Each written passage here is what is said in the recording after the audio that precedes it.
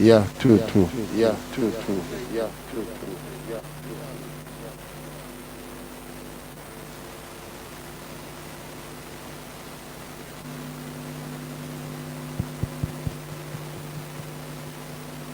Yeah. Yeah. All right.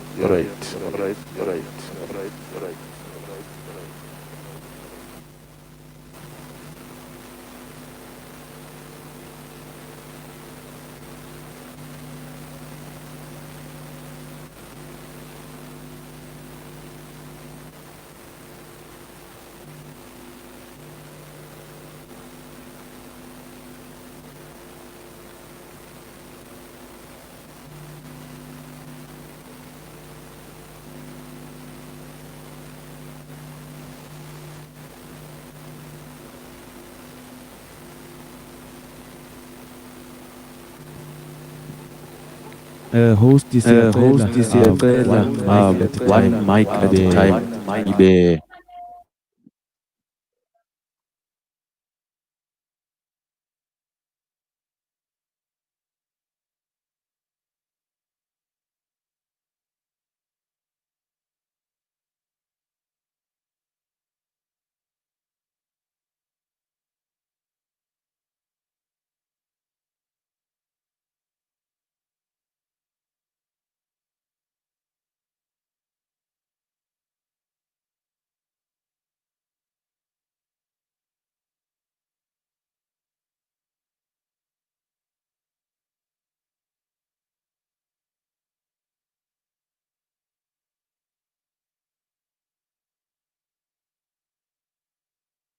1 2 1 2 1 2 1 2. Ufunda ilingi ne?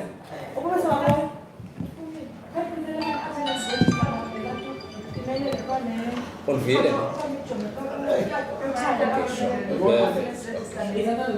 Uthi uyaniva edudikwa ndiyathetha but ayinanzekanga le nto yethu. Usiva ephi?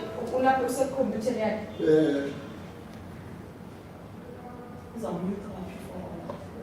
Uthi uva uyasiva ucela sibe simute. If uyasiva then it means right.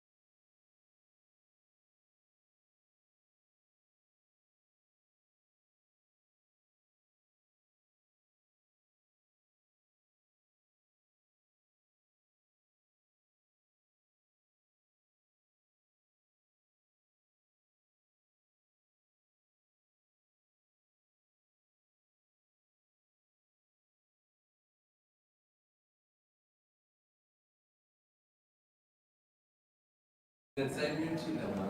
You're right. Okay, go check the systems.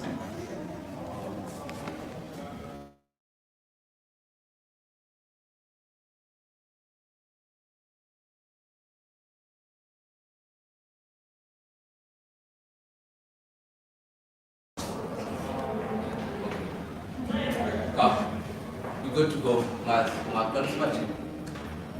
Amatole, are you ready?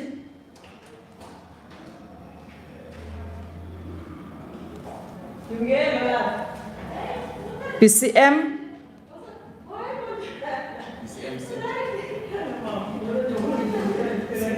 BCM, are you ready?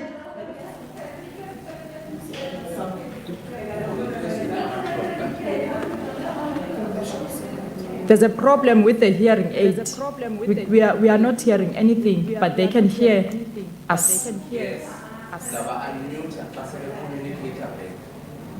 So situation line here. Okay.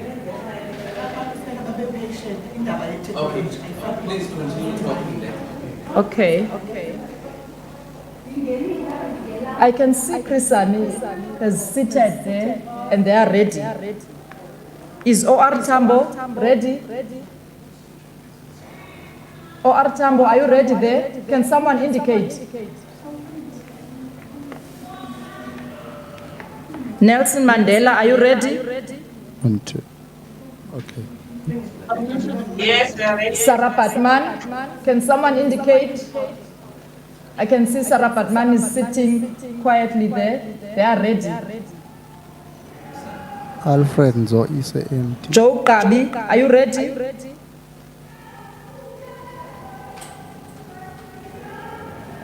No indications from Joe Kabi.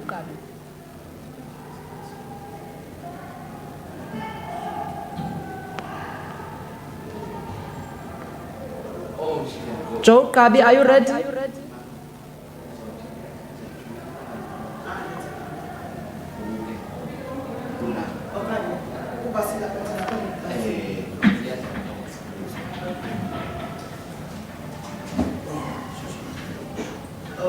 Joe Kabi, are you there? Can someone from Joe Kabi indicate if they are joining the conference?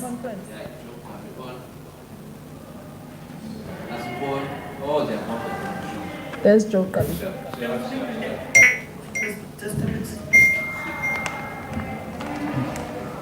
Yellow. All right, then we are about to start. I will hand over to our program director, Mrs. Tokom Lonyeni. Thank you so much, ma'am.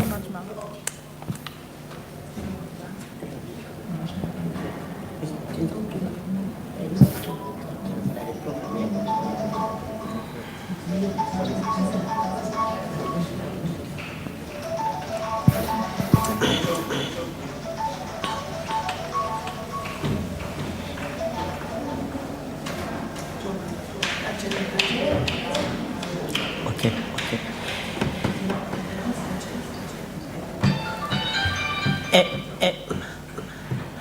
Good morning, everybody. We are about now to get started, and I would appreciate if everybody where he is stands up so that we open this session with the national anthem.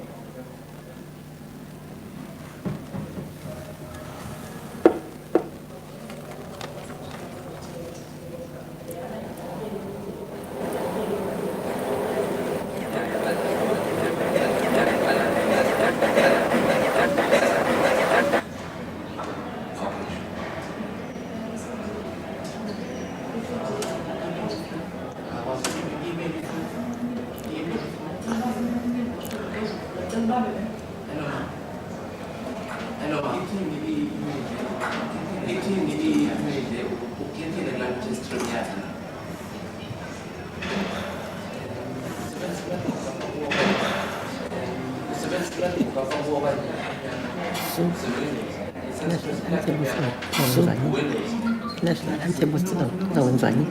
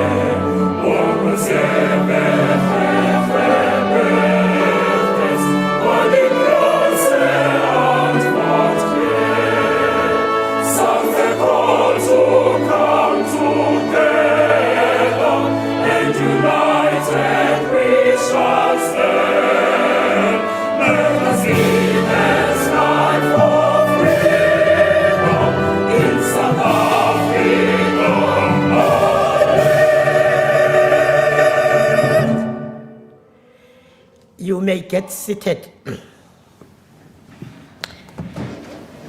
We are now going to allow the Department of Sport and Recreation, HOD, Sibongile Mpofu, to open and welcome, and do opening and welcoming. Over to you, ma'am.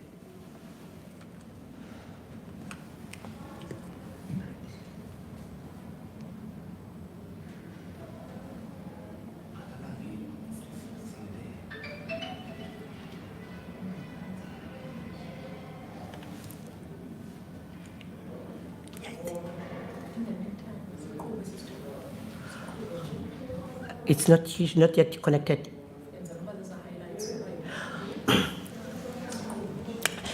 Whilst we are waiting for the HOD to open and welcome us,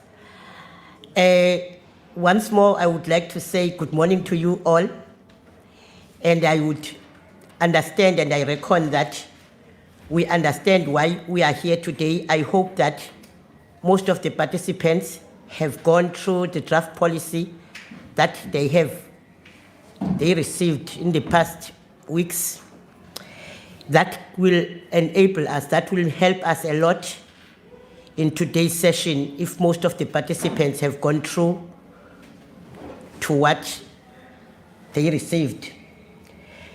My personal theme for today is battle and build. It must happen at the same time, so that I think it's a pity that we could not utilize the period of COVID to build up this, because it might have been an important time to do it. So I hope that everybody will be focused and we build this together. When I went through the document, I thought that it was a research document, and I would propose that we take it as a first phase as we continue working today. I think that my technicians are getting ready to link up the HOD to the system.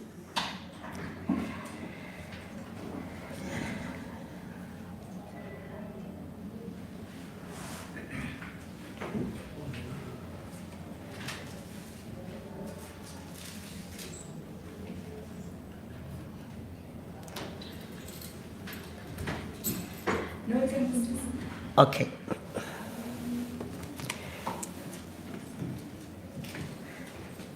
So,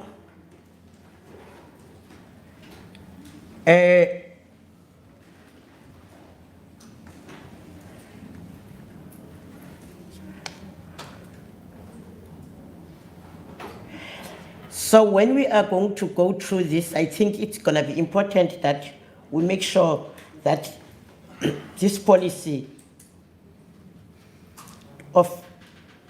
we look if the policy does address today's immediate challenges.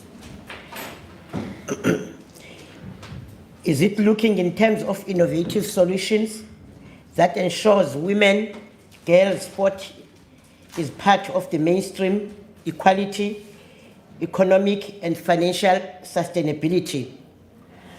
So those are the things that we will have to look through and ensure that our document addresses it.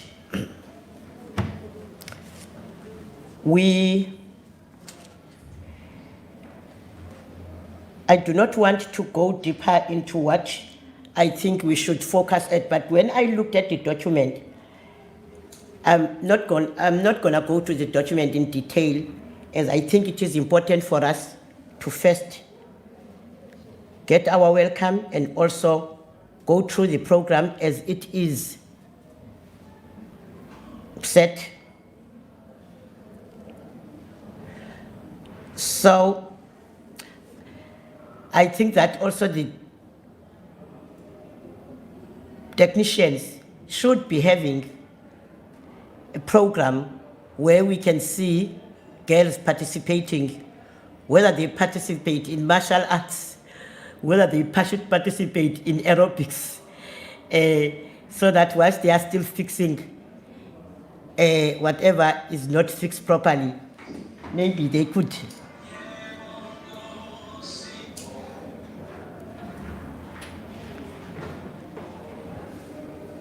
give us something.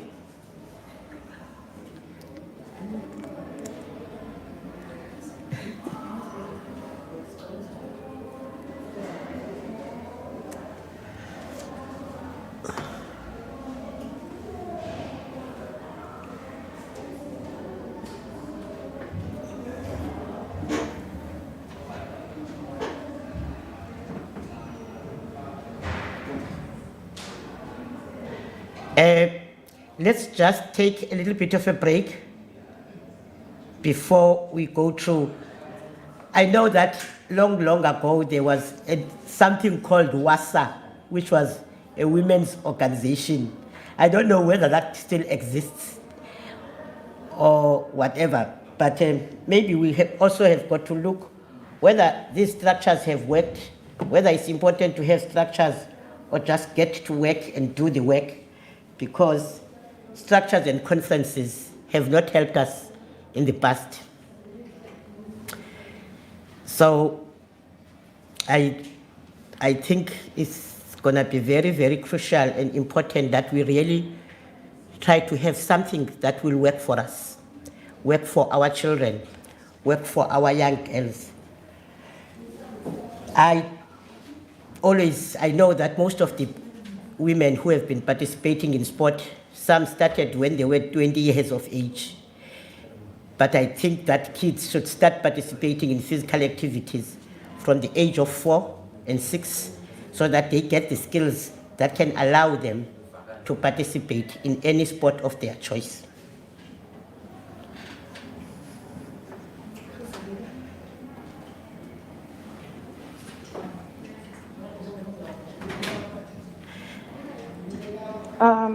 Good morning, Okay. colleagues. I hope that I'm very audible. We've been having some technical challenges, as you probably are aware. Mine is a very easy one. Let me apologize for the glitches that have happened. I'm aware maybe we should have done a dry run before having this conference today. But maybe just as a way of opening, as I said, mine is very easy in terms of the agenda, is to try and welcome everyone and open, which is exactly what I'm trying to do. Maybe in our midst, before let me just, the MEC would introduce the Honorable Minister, but maybe it's just to run and say who is in the meeting, who has been invited. We have amongst us our Honorable Deputy Minister, MP Notawe Mafu. We have as well our Honorable MEC, MEC Ngomonye.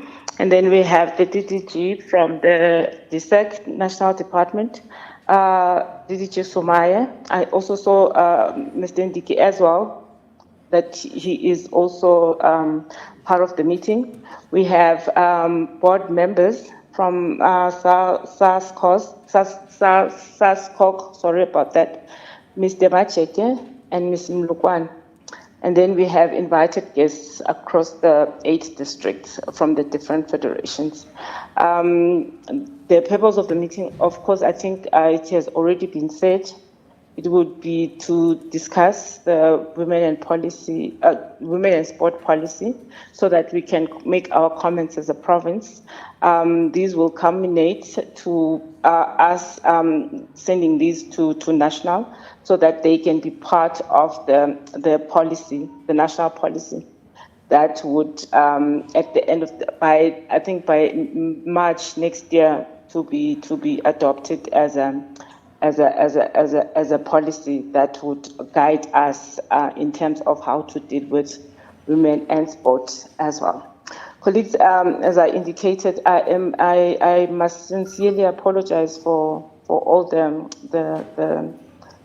the glitches that we've had. I'll give over to everyone is welcome. Maybe let me just indicate that everyone, we welcome everyone, and we hope that everyone will really make today, participate, make today a very important and take it seriously, because these policies are very important to ensuring that women in sport are recognized for the role that they play. Thank you so much. Over to you, Jay. Thanks. Thank you very much, HOD. Now we will allow the MEC to introduce to us the Deputy Minister.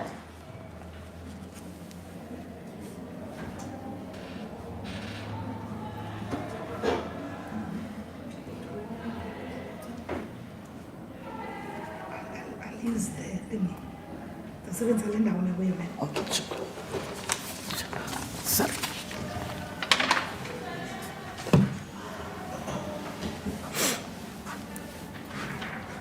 The Honorable Deputy Minister of Sports, Arts and Culture in the Republic of South Africa, Ms. Notawe Maf, the Honorable Member of Parliament, board members of SASCOC present today, the head of the department, the DDGs from the national department that are present here today, senior managers in the department, both the national department and the provincial department, and all the stakeholders that have been invited into this, shall I say, workshop. Good morning. Pardon me, I am not feeling well. I haven't been feeling well since Friday, but I thought it would be important that I be amongst you on this very important day.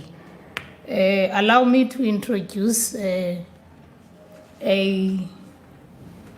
stalwart, Imbokodo, a woman who was born here in the province of the Eastern Cape in a nearby township called Duncan Village. She studied here in East London and went to study in Fort Hare at Deakin and obtained a BK, which is a qualification for nurses. She then moved to, after obviously having been involved in a lot of political structures, particularly the ANC Women's League, she was amongst the young ladies who were very prominent in terms of the establishment and the development of the ANC Women's League when it was not fashionable to be engaged in politics. So she moved to Ekurhuleni and became a party representative councillor for the African National Congress and was a member of Health and Social Development portfolio committees. On the general elections of 2014, she became a member of the National Assembly from the 21st of May until the House rised for the last time on the 7th of May 2019 in preparation for the general elections that happened on the 8th of May 2019. After those elections, she then served as a deputy minister responsible for sports, arts and culture from the 30th of May 2019. She was sworn in on the 30th of May 2019. But before that, while she was serving in the National Assembly from the period of 2014 to 2019, she was a chairperson of the Portfolio Committee on Human Settlements and served in many other committees in the National Assembly, including the Ad Hoc Committee on funding of political parties. That was a very sticky committee because some political parties wanted the funding but did not agree with how it should be administered. So she served in that Ad Hoc Committee, as well as many other portfolio committees, because unlike here in the unlike here in the provincial legislature, in the National Assembly, members serve for committees that could go up to 8. So she served in a lot of committees. So ladies and gentlemen, I am here to introduce one of the ladies that have been given a responsibility to give political guidance in the sports, arts and culture in the Republic of South Africa. She is de facto Minister of Sport in that office. Put your hands together for Honorable Noctawe Mafu. Thank you very much.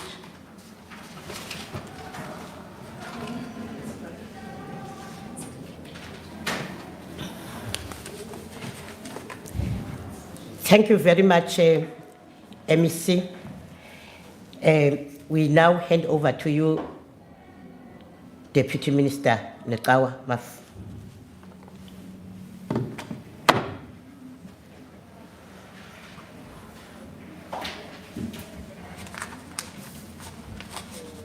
Warm words of welcome and introduction. Greetings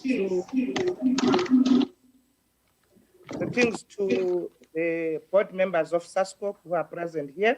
Khaya Macheke and Cecilia Mlukwani, who is also the president of Netball. HOD for the province, Ms. Mpofu and all the officials from the province, all the stakeholders from the districts and officials from the districts. Now, from the word go, officials from the, please mute. All the districts are the most disciplined here. All the distractions are coming from the provincial officials. So if we, I also understand why, because we are also trying to be the war room and try and manage without disruption. Please. Thank you very much. Noxy, you are on my screen. That means you are not muted. My name is Noctawe Mafu. I am the Deputy Minister for Sports, Arts and Culture. As you already have heard, I come from Eastern Cape, PCM to be precise. We are here at a very important conference to deal with a very important policy, which deals with women in sport, which also talks to the issues of gender equality in the sport fraternity. The year 2020 has been a harsh, difficult year for all of us. As we faced the global pandemic of COVID-19, which had called for all the citizens in every country to show their commitment in making a difference. No effort was too small to do this. COVID-19 has called for collective action, dedication to the cause, to fighting the pandemic, and partnerships and collaboration to strengthen our efforts. When the president declared COVID-19 a pandemic, and the World Health Organization implored the countries of the world to seek to strike a balance between protecting health, minimizing economy and social disruption, and respecting human rights. Now, you all know that on the 15th of March, our country, South Africa, through the president, declared a 30-day countrywide lockdown as a measure to mitigate the challenges in curbing the spread of the virus. Of course, the announcement by the president was to limit gatherings to less than 100 people at the time. This necessary measure was a fatal blow to the sport sector, since it depends on people in their interacting in numbers for it to survive. In engaging the sporting sector, they expressed their commitment to collectively fight the pandemic. They expressed their concern about athletes who ply their trade outside of the country during this time, and importantly, the severe impact of the cancellation of sporting events on those athletes and their ecosystem whose sole source of income is participating in sport. We want to thank the sporting fraternity for being patient, tolerant, and disciplined during this time. We also appreciate your efforts in putting in such stringent measures in your when the sporting sector opened for activities at level 3 for some of the sporting codes. Mindful of the massive challenge, the Minister of Sport, Arts and Culture, Mr. Nathi Mthethwa, on the 25th of March, announced measures and a relief fund towards assisting artists, athletes, technical personnel, and the core ecosystem that supports them to soften the economic impact of the coronavirus pandemic on their livelihoods. And also provinces followed suit to do this. Relief was offered to those who were confirmed to participate at events that were cancelled or postponed due to COVID-19 and whose income is generated solely through specific sporting events were eligible for relief. Coaches and technical support personnel who work with athletes whose sporting events have been cancelled or postponed due to the pandemic and who make their earnings solely from these were also eligible. Athletes on the Operation Excellence Program who are potential medalists earmarked for international multi-coded events such as the Olympics, Paralympics, Commonwealth Games. The conditions and criteria were also applicable to them. To date, we can tell you that about 6.2 million was paid to about 320 of the 500 applicants from the sporting sector. We, however, cannot forget the harsh reality that faces us, the issues of gender-based violence. Sexual and gender-based violence is a hidden consequence of the COVID-19 pandemic. As communities around the world were forced to stay at home, women and girls were at a heightened risk of domestic violence, intimate partner violence, child abuse, and other forms of sexual and gender-based violence that reached alarming proportions in the last few months. The uninhibited violence against women in our country, women who fought to liberate this land, women who represented us on global platforms, such as women in our sporting sector. And we can't then not say, this must stop. Violence against women is not a problem of women only. Men of South Africa, it is time you make it your problem as well. Because for these women are our mothers, our wives, sisters, and daughters. We must all act now. Please don't walk away when you see violence against women.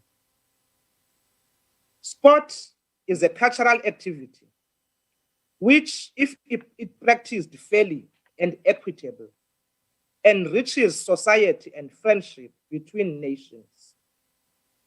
Sport is an activity which offers individuals with whatever background, race, religion, sexual orientation, or ability, the opportunity of self-knowledge and confidence development, self-expression and fulfillment, personal achievement, skill acquisition, and demonstration of ability, social interaction, enjoyment, good health, and well-being.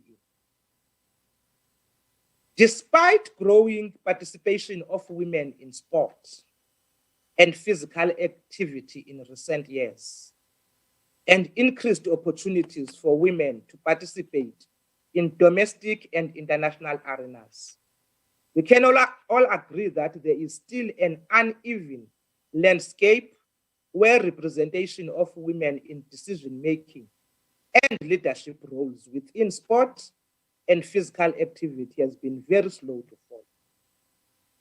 Women are significantly underrepresented in management, in administration, in coaching, and officiating, particularly at the higher levels. In June 2020, the Eminent Persons Group on Transformation in Sport presented their 2018-2019 report to myself and the Minister of Sports, Arts and Culture. The report indicated the progress of 18 sporting codes against the one-size-fits-all transformation charter and the self-set barometer targets. It is reported that only 2 out of the 18 federations reported that audited women had 2 presidents. There were only 2 presidents on those sporting codes. Of course, gymnastics, which has got a president, a white woman, and netball, which has got a president, a Black African, Ms. Cecilia Mulukwane, who is here in this conference with you now. Only 5 federations of the 18 audited report had women CEOs. It was boxing, hockey, jackskey, netball, and table tennis. Only netball, hockey, athletics, swimming from the 18 codes had more than 50% full-time staff who were women. Accessibility challenges facing Black Africans are once again demonstrated in that the female senior national teams of only 3 codes, basketball, boxing, and football, achieved the 60% Black African charter target. As a Department of Sport, Arts and Culture, we will continue to transform the delivery of sport and recreation by ensuring equitable access, development, and excellence at all levels of participation, thereby improving social cohesion, nation building, and the quality of life of all South Africans. Important for us is to note the specific reference to the role of sport for social progress in the declaration of the 2030 Agenda for Sustainable Development.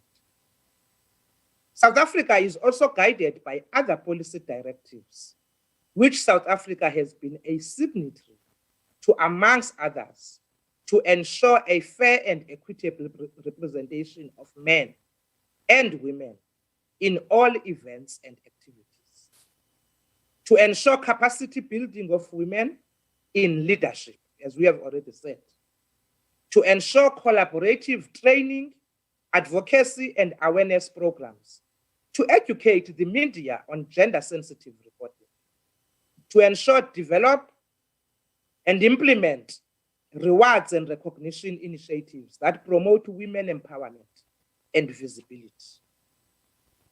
Thus far, provincial roadshows have been successfully completed to consult with stakeholders in 6 provinces now, namely Northwest, Limpopo, Gauteng, Western Cape, and KwaZulu-Natal. And last week we did Mpumalanga. And now we are here with yourselves, Eastern Cape. We will be left with 2 provinces, Free State, which we are doing tomorrow, and Northern Cape, which we are doing next week, and we will be done with provinces. The roadshows have resulted in robust discussion on various elements that affect the optimal participation and involvement of women in the sport and recreation sector. Discussions have indicated that the political will to support the policy exists. The number of people at the roadshows demonstrated stakeholder commitment to the matter. We have observed that the world has changed, but not enough to actually support women in the sector, and the disparities are enormous. And it is a significantly male-dominated space. Women and girls still face barriers in sports such as leadership development, such as lack of infrastructure, which caters for women, social issues, which prevent especially young girls from participating in traditional gender roles, lack of self-esteem and self-confidence, biological constraints, sometimes such as menstruation, lack of mentorship and support, abuse by authority figures such as coaches, lack of support from communities and families, and lack of specific support for women with disabilities.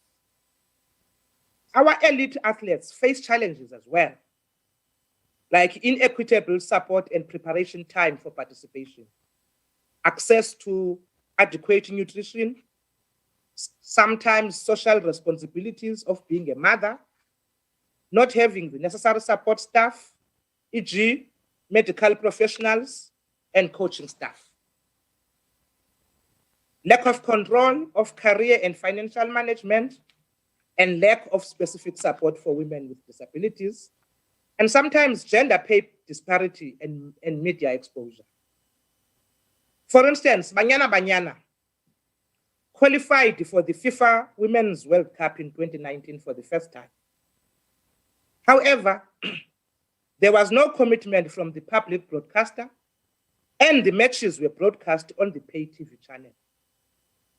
It has been reported that in 2018, Banyana Banyana's players received a match bonus of 5,000 rands for a win in an official match, and a 4,000 rand for a win in a friendly match. In contrast, Bafana Bafana players received 60,000 rand for a win in an official match and 40,000 rand for a draw. Banyana Banyana players are paid a daily allowance of 400 rand per day when they are on training with the team while in the country, which will be increased to sometimes 500 rand per day to be in line with other players. The payment for tournaments is handled differently, and the payment structure is negotiated with the team depending on the tournament. I want to speak briefly about the issue of Caster Semenya. You will all know that in 2018, the International Association of Athletics Federation, which is known as IAF, reintroduced the eligibility regulations for classification of female athletes with the hyperandrogenism for events of 400 meters, including 400 meters hurdles, 800 meters, and 1,500 meters.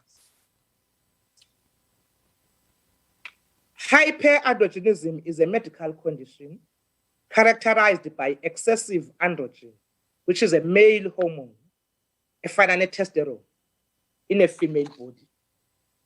Regulation stipulates that a female with this hormone who is recognized as a female in law shall be eligible to compete in women competitions in athletics, provided that she has androgen levels below that of a male. Specifically, their natural levels of testosterone must be below 5 nanomole. However, these regulations are restricted only to 400 meters and 400 meters hurdle, 800 meters, and 1,500 meters, which are where Caster Semenya participates and generally dominates, not in any other. This sparked criticism from organizations and individuals in various sectors, including human rights, medical science, sport and sports law, and were characterized as discriminatory and violates basic and international human rights, including a right to physical and bodily integrity.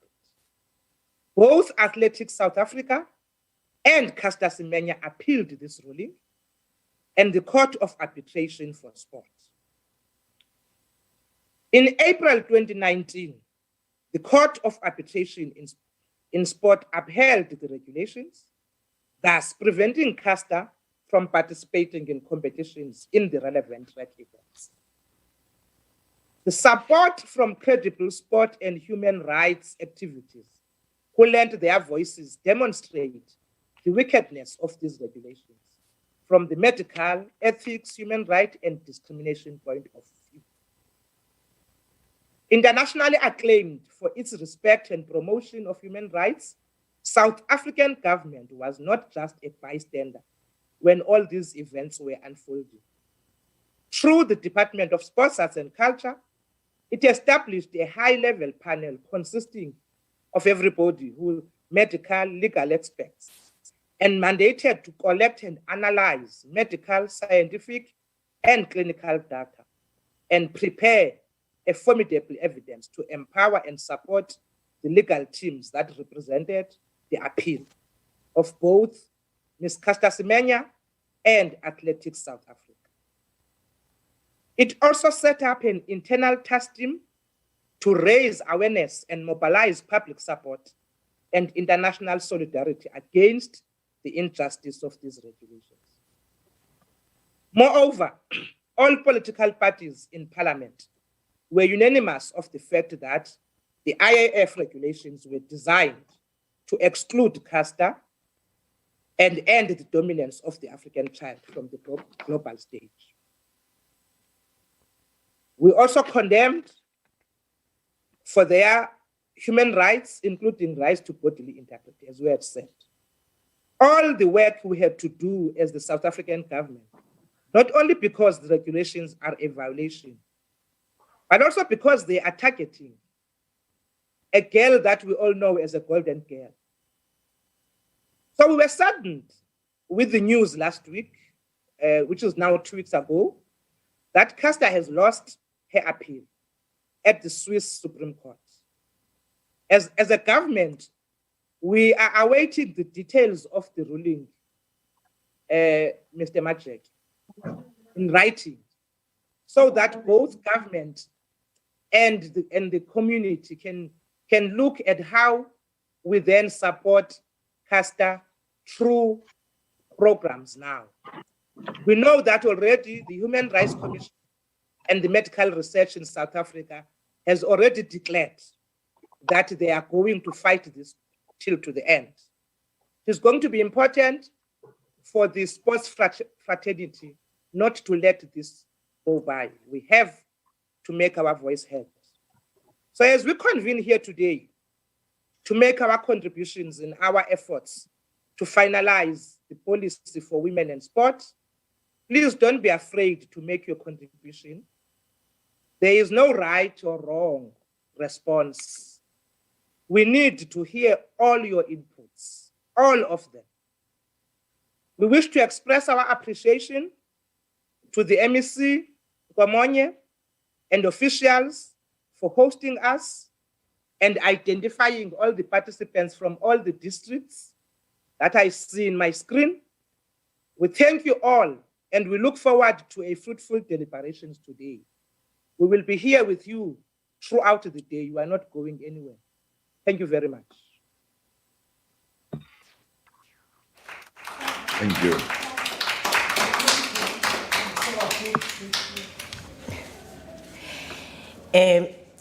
Thank you very much, Minister, for your speech. What I have discovered, or what I have noticed in what we have been speaking about, you referred to the EPG report, which highlights the women that are are underrepresented in every sphere of SA sport. Less than 10% of the 25,000 schools participating in sport. This needs major improvement. Thank you also to the MEC for coming to this not feeling well. This shows your commitment and love of sport. And thanks also to the HOD for opening this session for us. Now, what we are going to do, it's going to be important for us to highlight, to give highlights in the policy. And then we will have breakaway rooms where you are in your districts. You don't have to go and form another breakaway room. You will, where you are is your breakaway room. So you will utilize where you are. And we have made in such a way that we group you according to your districts. But what I would like to highlight on this are 2 or 3, maybe it's going to be important for us before we go to our groups to unpack 1.4 and 1.5 in the document. Because if you look at that session 1.4, 1.5, that's where the goals at an outcome level, the impact and objectives.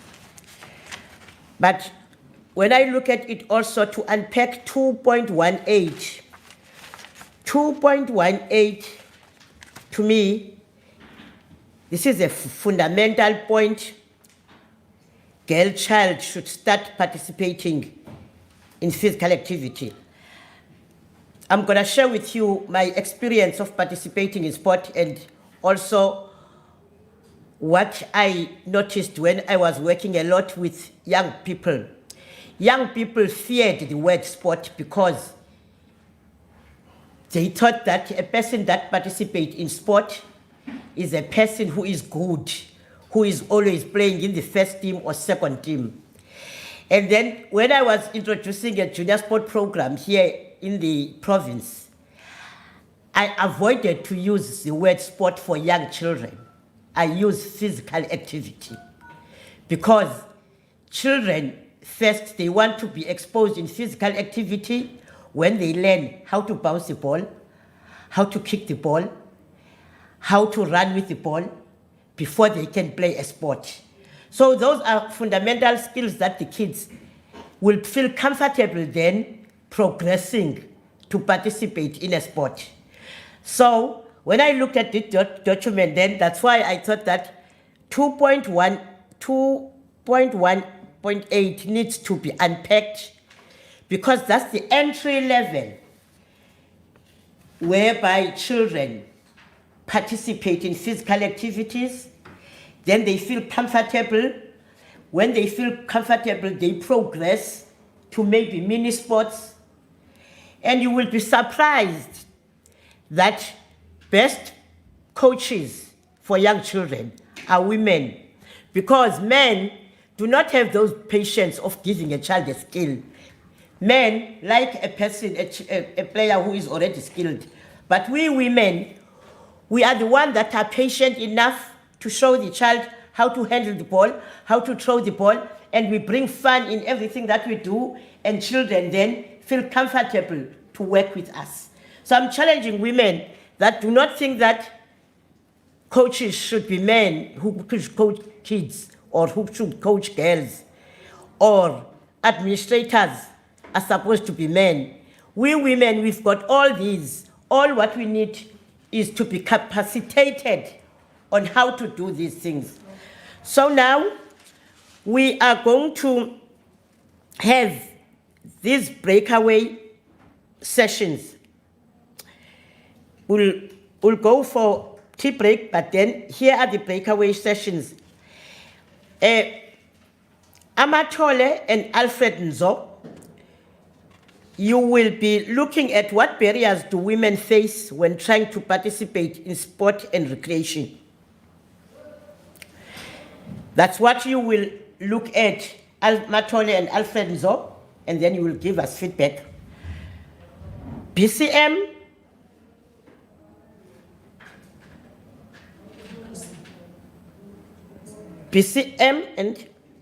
and Krisani, you will be looking at what difficulties are experienced by elite women athletes. And then Joe Gabi and O.R. Tambo, you will be looking at, you identify interventions that could improve the participation of women, specifically in sport and recreation, eradicate gender-based violence in and through sport, eliminate gender stereotypes in the media coverage of sport. That's you, Joe Gabi and O.R. Tambo. Sarah Baltman and Nelson Mandela. I think Sarah Baltman and Nelson Mandela, because you are close to each other, you have been also grouped together here. What interventions, commissions, and committees forum have previously been implemented or are currently being implemented in your province addressing women and sport issues? We are not going to, you are not going to attend to point number 5. Leave that question out. It will be addressed after policy highlights. So these are the 4 topics that will be discussed in the breakaway sessions, and our 8 districts will then be attending to them. How much time are we going to give you for that? We will have tea break only for 30 minutes, and thereafter the breakaway sessions will start. So let's just try to stick to time so that we achieve what we are supposed to achieve today.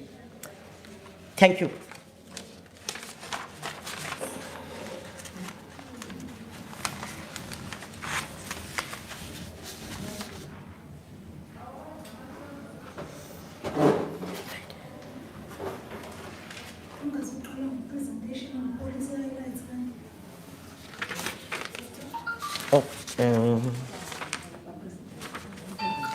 We will do it after the, yes.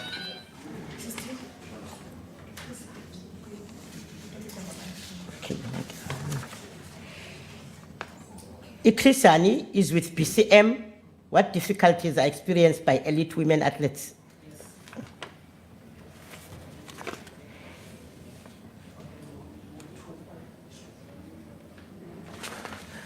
No, so are we starting with police highlights? No, you can continue. We can, You can continue telling them their questions so that. Okay.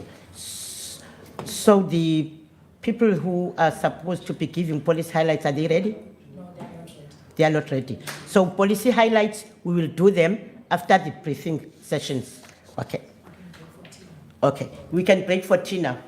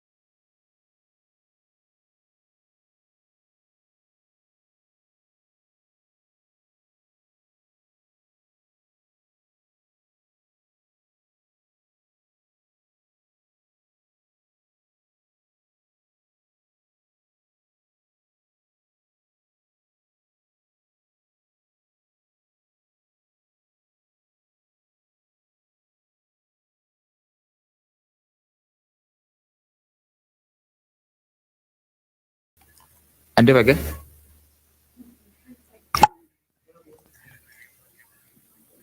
I-audio ke ngoku uyayifumana?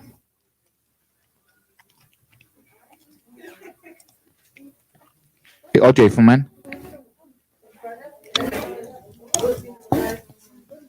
I-audio uyayifumana?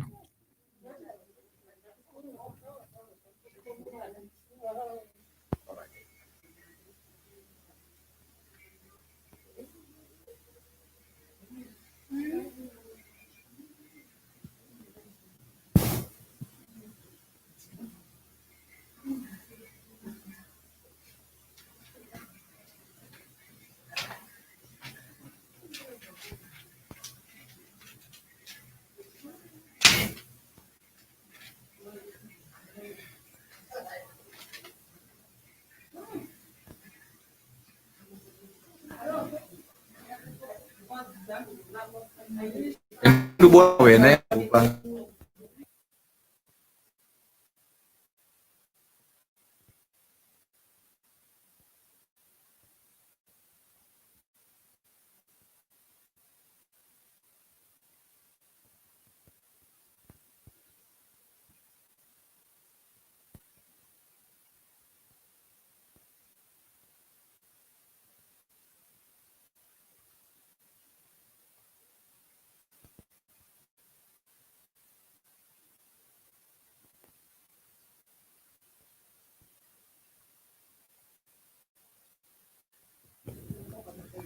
1 2 testing 1 2.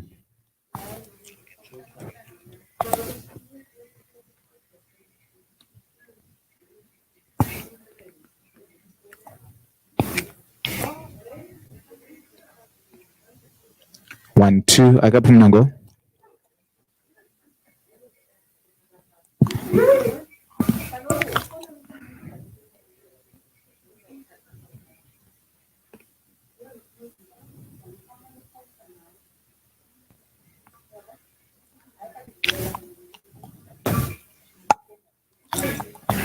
One, two.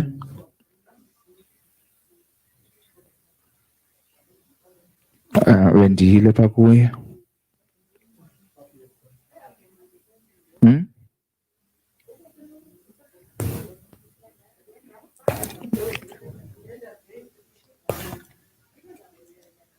One, two. Ndiyayifumana mna kwinantsika.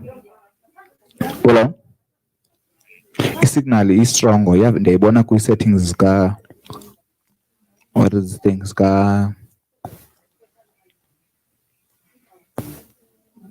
Zika StreamYard. Uyandiva ne? Ndiyayifumana mna isignal is-strong ku-StreamYard iyavela kakuhle. Yeah, you should be getting it. It's very strong. Iyabonakala. Yonke into off ngoku.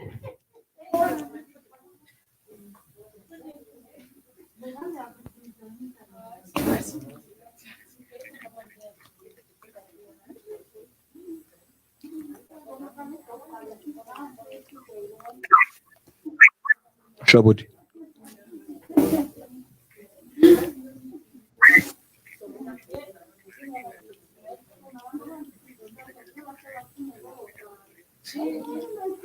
Uzawuyela kum.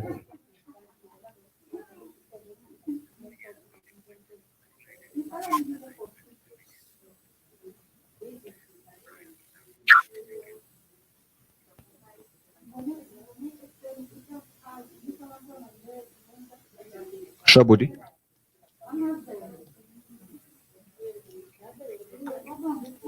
Okay. Ambe ndimiyeka. Uthi afumane audio ixesha yabona uba ubhizi enye into yabona uba